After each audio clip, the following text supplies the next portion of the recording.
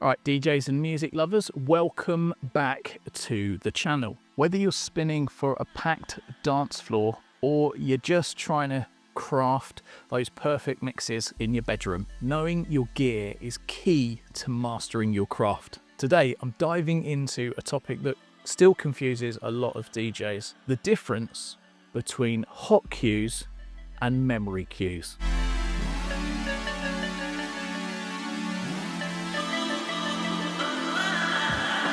Hi, I'm DJ Hurley from MKFM, also known as DJ Rough Cut. And listen, these little tools can transform the way you mix. So stick around as I'll break it all down and share how you can use both like a pro. So let's kick things off with hot cues. Hot cues are those colourful buttons that you see on your decks or in your DJ software. On Pioneer DJ gear, they're usually labelled A, B, C, so here on a CDJ 3000, A through to H. And they let you jump through to specific points in your track instantly. So think of them as bookmarks that you can literally access in real time during your set. For example, if I want to jump straight to the first drop, I can hit hot cue point A and bam, I'm there. Want to loop back to that killer vocal line? Hot cue B's got me covered. They're all about spontaneity and creativity in your mix. That's hot cues.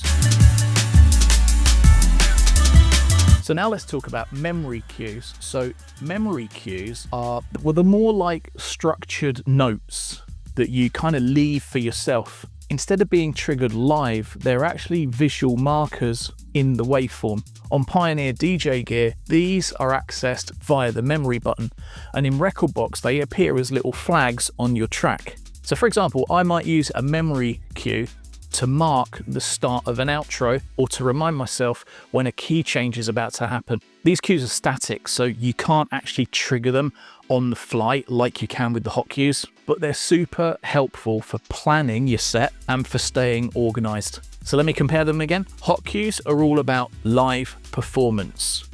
They're designed for instant action, creativity, letting you remix on the fly and literally keep your crowd guessing. Whereas the memory cues, on the other hand, they're for planning. They're your planning tools. They help you visualize your track structure and prepare your set. Here's a tip. Think of hot cues as your tools for improvisation and memory cues as your roadmap. You need both for a smooth ride. Let me show you how I use these in a real set. So first, I'll drop a hot cue to jump into a breakdown. Then I'll glance at my memory cues to prep for the key change that's coming up. This way, I'm balancing creativity with structure. If you're a trance DJ, you could use the hot cues to trigger vocal stabs or loops, things like that. And then the memory cues could mark those epic breakdowns. If you're a drum and bass DJ, you could use the hot cues. They're awesome for chopping up your intro. But make use of the memory cues as well, because they can mark where the bass line drops, that kind of thing. And there is one mistake I do see a lot, and that is overloading your tracks with too many hot cues and memory cues, because it can get messy quite fast, and instead of helping you, it slows you down. So keep it simple, honestly. I personally use red for a load marker on marker point A. It's where I want the track to load when I pop it into the CDJ. I use light blue on hot cue B as a mix from here point. 4, 8, 16 bars in, something like that. And I use a dark blue usually as a mix point. You might use purple for where the vocal starts. You might use red for drops. You might use blue for vocals and yellow then for transitions. So it's great being able to color code them, find a way that works for you and stick with it.